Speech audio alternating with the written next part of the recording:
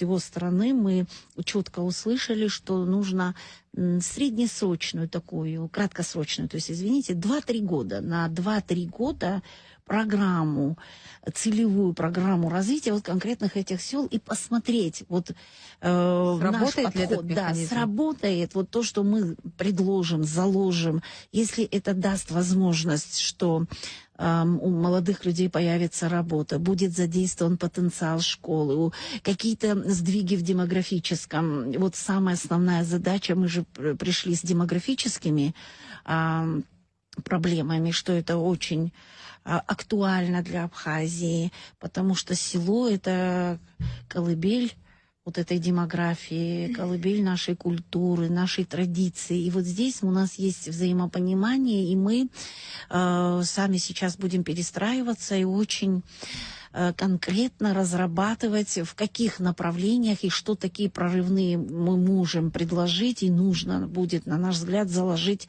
в эти проекты.